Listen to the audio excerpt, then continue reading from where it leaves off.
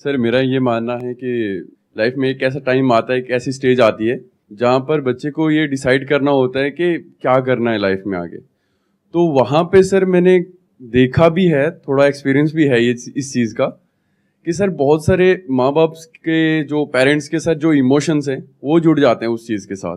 तो मेरा ये मानना है कि सर वहाँ पे थोड़ी सी फ्रीडम होनी चाहिए, बच्चे के लिए होनी चाहिए कि आप क्या करना चाहते हो, ये ज़्यादा इंपॉर्टेंट है सर। देखो, एक चीज तो यहाँ पे बिल्कुल क्लियर है कि ऐसे कुछ पेरेंट्स होते हैं जो अपने ड्रीम्स को अपने बच्चों के ऊपर थोपते हैं, मतलब कि वो बच्चे नहीं करना चाहते हैं लेकिन जबरदस्ती उनसे करवाते हैं। जी सर। ये तो गलत है ही, इसमें तो कोई डिबेट वाली बात ही नहीं है, ये तो कोई भी इंसान बोल देगा कि हाँ ये तो गलत है। बट इसका एक दूसरा एक्सट्रीम भी है जो आजकल बहुत ज्यादा हो रहा है, इनफैक्ट इससे ज्यादा हो रहा है, कि वो पेरेंट्स जो थोड़ा सा वेल ऑफ है, यानी जिनके पास में ठीक ठाक पैसा है, वो क्या बोलते हैं अपने बच्चों को, तुम्हारा जो मन है वो करो। क्या ये ठीक है पेरेंटिंग? मैं दोबारा से एक क्वेश्चन पूछता हूं, अगर कोई बच्चा आकर के अपने पेरेंट्स को ये बोल रहा है कि मेरा ये करने का मन है, मैं ये करना चाहता हूं और मुझे ये करना है, मेरा ये सपना है, तो क्या पेरेंट्स को उसको सपोर्ट करना चाहिए या उसको क्रिटिसाइज करना चाहिए या उसको रोकना चाहिए? क्या करना चाहिए पेरेंट्स को? कितने कहते हैं सपोर्ट करना चाहिए? अगर सपोर्ट नहीं करते हैं तो वो गलत पेरेंटिंग है। That's how we are thinking, right? Sir actually मेरे पॉइंट ऑफ व्यू से, सर अदर का तो पता नहीं सर, मेरे पॉइंट व्यू के सर पेरेंट्स को एक बार बाई चिल्ड्रेन को अपॉर्चुनिटी देना चाहिए कि है ना, मतलब आपको जो भी ड्रीम है, आपका जो भी स्ट्रीम है, आप एक बार उसमें मतलब अपने फोकस करो, आगे हम हैं आपको सपोर्ट करने के लिए, ताकि बच्चे आगे चल के ये नहीं बोले कि है ना मेरा ये ड्रीम था, आपने मेरे को सपोर्ट नहीं किया। हाँ, आगे पेरेंट्स पे ब्लेम नहीं आए सर। जो आप कह रहे हैं वो ही 99% लोगों की थिंकिंग है आज की डेट में। वो लोग जो पढ़े लिखे हैं या फिर एक वेल ऑफ फैमिली बैकग्राउंड से हैं, सब ऐसा ही सोचते हैं जैसा आप सोच रहे हैं, और इसको सही मानते हैं। मैं इसी को क्वेश्चन करने वाला हूं आज कि क्या ये सही है या गलत है? क्या ये सही पेरेंटिंग है, गलत है? आप कह रहे हैं सही है, यस सर। मैं कह रहा हूं गलत है। अब देखते हैं कि मेरा क्या टेक है। ठीक है, धीरे धीरे हमारा ये थॉट प्रोसेस बनता चला जा रहा है कि बच्चे जो भी करना चाहें उनको करने देना चाहिए, हमें उनको सपोर्ट करना चाहिए। क्योंकि मूवीज में भी हम ऐसे ही देखते हैं कि जो पेरेंट्स रोकते हैं अपने बच्चों को वो करने से जो वो करना चाहते हैं, वो विलेन है, और जो उनको सपोर्ट करते हैं वो अच्छे पेरेंट्स हैं। तो अच्छे बुरे की डेफिनेशन बहुत ही क्लियरली हम सबके माइंड में प्लांट कर दी गई है। अब मैं आपको एक रियल लाइफ एग्जांपल देता हूं। आज से करीबन 7 साल पहले की बात है, मैं अपने एक फ्रेंड के घर गया था। उनकी जो डॉटर है, she was I think around 20 years old at that time. तो वैसे ही डिस्कशन हुआ कि भाई आगे क्या कर रहे हो, क्या सोच रहे हो एंड ऑल दैट स्टफ।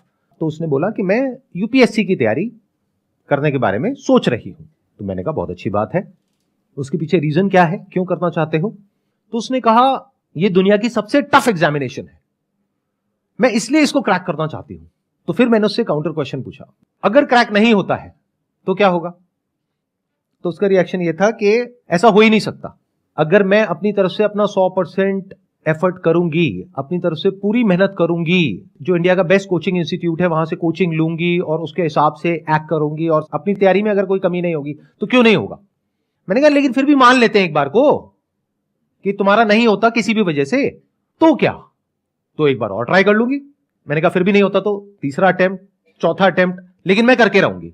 तो उधर से उसके फादर ने मुझे रोक दिया, कहते कि यार बस अब और मत बोलो, डिमोटिवेट मत करो बच्ची को, उसका मन है ना, करने दो ना, क्या हो गया, कोचिंग में 20-30 लाख रुपए लग जाएंगे, अरे कोई बात नहीं, भगवान का दिया बहुत है हमारे पास में, कोई फर्क नहीं पड़ता, करने दो। कल को ये बच्ची ये ना बोल दे आगे जाकर के कि मैं कुछ करना चाहती थी और मेरे पेरेंट्स ने मुझे करने नहीं दिया। मैंने कहा कि मेरे को जहां तक ये सिचुएशन समझ आई है, मेरे हिसाब से इसको नहीं करना चाहिए, बाकी आप लोगों की मर्जी है। तो उन्होंने ध्यान नहीं दिया, क्योंकि पेरेंट्स को कोई फर्क पड़ नहीं रहा था, जिसको हम अच्छी पेरेंटिंग समझते हैं। क्या होता है ना, आज की डेट में जो पेरेंट्स हैं वो सब बहुत बिजी हैं अपनी अपनी लाइफ में। वो कैसे कॉम्पेंसेट करते हैं अपने टाइम को पैसे से, कि बच्चे को टाइम तो दे नहीं सकते हैं, तो पैसा दे देते हैं, खिलौने दिला देते हैं, जो वो कहते हैं वो सारी ख्वाहिशें पूरी कर देते हैं। इससे क्या हुआ, हम अच्छे पेरेंट्स बन गए। ऐसा हो रहा है, नहीं हो रहा है? सोसाइटी में ऑब्जर्व कर पा रहे हो आप अपने आसपास में? ये एक बहुत तेजी से चीजें चेंज हो रही हैं। मतलब हो क्या रहा है, पेरेंट्स सपोर्ट के नाम पर इन्वॉल्व ही नहीं हो रहे हैं बच्चों की डिसीजन मेकिंग प्रोसेस में। उनकी क्रिटिकल थिंकिंग को डेवलप नहीं किया जा रहा है।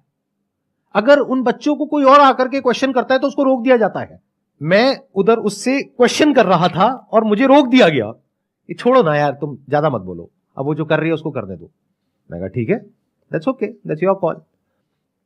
आज सिचुएशन ये है कि उस लड़की ने 6 अटेम्प्ट्स दे दिए हैं, वो डिप्रेशन में है, उसकी दवाइयां चल रही है, वो ज्यादातर अपने कमरे में ही रहती है, बाहर नहीं निकलती है, किसी से बात नहीं करती है, और गलती से किसी के मुंह से यूपीएससी वर्ड निकल जाता है तो उसको गुस्सा आ जाता है और वो खुद को ब्लेम कर रही है अपने इस फेलियर के लिए।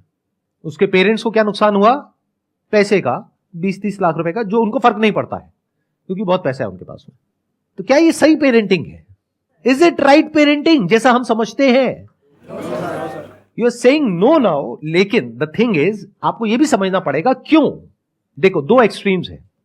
एक एक्सट्रीम है जिसको तो हम बड़े क्लियरली समझ जाते हैं क्योंकि लाइफ को ब्लैक और व्हाइट की तरह देखते हैं, राइट और रॉन्ग की तरह देखते हैं, और बड़े आसानी से अपने माइंड में 2 कंपार्टमेंट बना देते हैं कि ये सही है, ये गलत है। गलत क्या है कि अपने बच्चों को डोमिनेट करना, उनको फोर्स करना, उनके ऊपर प्रेशर क्रिएट करना, उनसे अपने हिसाब से अपने ड्रीम्स पूरे करवाना, ये सब गलत है। यहां तक तो हमको समझ आता है। तो हमने क्या सोचा, इसका ऑपोजिट सही होगा, जबकि एक्सट्रीम में आप कुछ भी करोगे वो गलत है। जैसे फॉर एग्जाम्पल कि आपने कहीं पे पढ़ लिया कि पानी कम पीना गलत होता है, तो इसका मतलब क्या निकाला हमने? पानी बहुत पीना चाहिए। तो क्या ये सही है? ये अगर एक एक्सट्रीम गलत है तो उसका दूसरा एक्सट्रीम भी गलत है।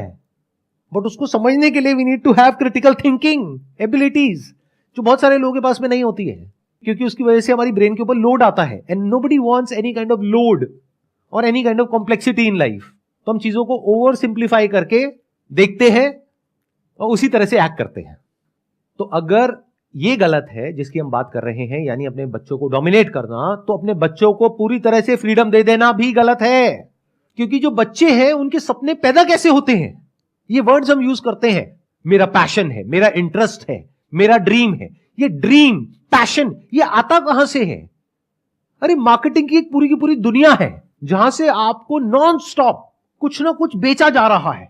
कोई ऐसा एग्जामिनेशन जिसको क्रैक करना नेक्स्ट टू इम्पॉसिबल है, उसको इतना ज्यादा ग्लोरीफाई किया जा रहा है दुनिया में, उसके ऊपर वेब सीरीज बन गई है, और आने वाले टाइम में I will not be surprise अगर उसके ऊपर मूवीज भी बन जाए। तो सोशल मीडिया पे आप जहां भी जाओगे इस तरह के लोग आपको दिखेंगे। कौन दिखेंगे? वो जो डिप्रेशन में चले गए, एक भी नहीं दिखेगा। इसको अवेलेबिलिटी बायस बोलते हैं अगर साइकोलॉजी के पॉइंट ऑफ व्यू से आप समझेंगे तो। यानी जितना डेटा हमारे पास में अवेलेबल होता है उसी के बेस पे हम अपने कंक्लूजन्स ड्रॉ कर लेते हैं और हमारी थिंकिंग उसी हिसाब से चलने लग जाती है। फॉर एग्जाम्पल, एक प्लेन क्रैश कर गया कहीं पर, और अब न्यूज चैनल्स में जहां देख रहे हो वहां पर यही आ रहा है, सोशल मीडिया पे यही आ रहा है कि ये प्लेन क्रैश कर गया, इसमें आग लग गई, इतने लोग मर गए। तो उस टाइम पे अगर आप किसी प्लेन में जाकर के बैठोगे तो आपको डर लगेगा, गाड़ी में नहीं लगेगा। जबकि डर लगना चाहिए गाड़ी में, क्योंकि वहां पे उससे 1000 गुना ज्यादा लोग मरते हैं। तो आपके एक्शन चेंज हो गए बेस्ड अपॉन जो डेटा आपको सर्व किया गया उसके अकॉर्डिंग।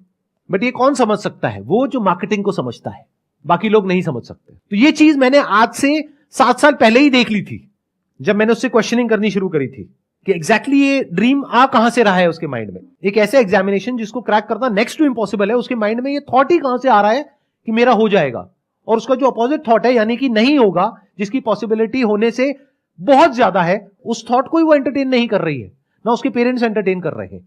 तो ये तो बहुत डेंजरस हो गया। तो उस डेंजर को मैंने तभी देख लिया था। ना उसके पेरेंट्स देख पाए, ना वो खुद देख पाई, क्योंकि जिस इंस्टीट्यूट में वो गई या जहां पर भी उसने देखा, जैसे भी डिसीजन लिया, जहां से भी ये ड्रीम क्रिएट हुआ, वहां पर उसको सिर्फ पॉजिटिव दिखाया गया, नेगेटिविटी की कहीं कोई बात नहीं करी गई। मुझे एक भी यूट्यूब चैनल ऐसा दिखा दो जो इसके बारे में बात कर रहा हो कि इसकी वजह से क्या नेगेटिव इफेक्ट्स आ रहे हैं सोसाइटी पर, यानी जो यूपीएससी की कोचिंग इंडस्ट्री है उसकी वजह से क्या नेगेटिव इफेक्ट्स आ रहे हैं हमारी सोसाइटी पर। बट जहां पर इन लोगों को एक हाई पेडेस्टल पे बिठाया जा रहा है, इस तरीके से प्रेजेंट किया जा रहा है कि किसी भी बच्चे में ये ड्रीम क्रिएट हो जाएगा कि मेरे को यूपीएससी क्रैक करना है, किसी भी। यानी अगर मैं 25 साल पीछे चला जाऊं तो मेरे अंदर भी क्रिएट हो जाएगा। ऐसी वेब सीरीज देखूंगा तो, या ऐसी मूवीज देखूंगा, या ऐसी बातें सुनूंगा, ऐसे लोगों को देखूंगा। किसको अच्छा नहीं लगता है जो आउटकम है वहां से जो मिलता है? आई एम नॉट श्योर आप लोग समझ पा रहे हो या नहीं समझ पा रहे हो मैं क्या बोल रहा हूं। ये बड़ा अलग है उससे जैसा कि हम सोचते हैं या हम देखते हैं। तो अब सवाल उठता है कि अगर मैं कह रहा हूं ये गलत स्टाइल ऑफ पेरेंटिंग है तो सही क्या है?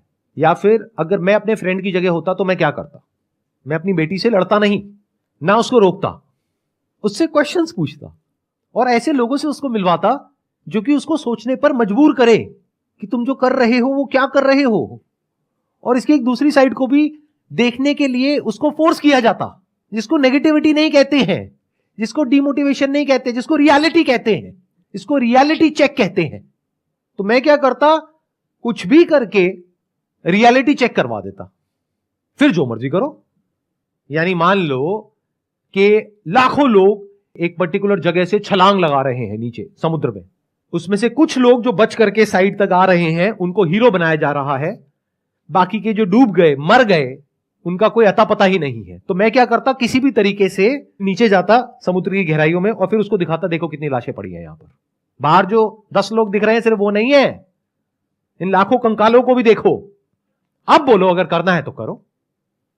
If you are okay with this also, because you could be next here, and if you are okay with that then do it, कोई दिक्कत नहीं है। मैं स्ट्रांगली आप लोगों को रिकमेंड करूंगा कि अपने करियर को चूज करने से पहले साइकोलॉजी के बारे में थोड़ा सा पढ़ो। अगर ज्यादा नहीं पढ़ सकते हो, एटलीस्ट ह्यूमन बायसेस के बारे में पढ़ लो। इन बायसेस को मार्केटिंग एक्सपर्ट समझते हैं और उसको एक्सप्लॉइट करते हैं लोगों को बेवकूफ बनाने के लिए। मतलब इन बायसेस को पढ़ने के 2 तरीके हो सकते हैं। एक है आप पढ़ो और समझो कि 99.99% लोग कहां फंसने वाले हैं, और इन बायसेस को यूज करो, किसी को भी फंसा दोगे आप। दूसरा तरीका हो सकता है इन बायसेस को पढ़ने का कि आप इसको पढ़ो और पढ़ करके समझो और इस चीज को ऑब्जर्व करो कि दुनिया में लोग कैसे इन टैक्टिक्स को यूज कर रहे हैं आपको फंसाने के लिए, किस तरह से फैक्ट्स को छुपाया जाता है, किस तरह से चीजों को इंटरपोलेट किया जाता है। मतलब जो चीज होती छोटी सी उसको बहुत बढ़ा चढ़ा करके दिखाया जाता है, किस तरह से कहानी क्रिएट होती है, एक नैरेटिव क्रिएट होता है आप लोगों के माइंड में, और वो इमोशंस कैसे ट्रिगर करते हैं आपकी ब्रेन को, जिसकी वजह से एक रेपिटेटिव पैटर्न बनता है और फिर आप उसमें जाकर के फंस जाते हो। अगर मेरी बात को एक बार को आपको रूल्ड आउट भी करना है, कर दो। मुझे पता है जब भी वीडियो अपलोड होगी तो बहुत सारे लोग कहेंगे नहीं नहीं सर क्या बोल रहे हो, हम तो आए थे आपकी वीडियो देखने के लिए कि भाई मोटिवेट हो जाएंगे यहां से यूपीएससी को क्रैक करने के लिए, ये क्या बातें कर रहे हो सर।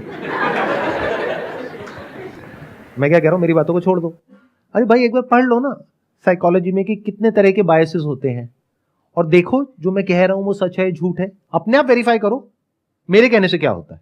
देखो जो पूरी की पूरी कोचिंग इंडस्ट्री है वो कैसे उन सारे बायसेस को यूज कर रही है आपको कंट्रोल करने के लिए।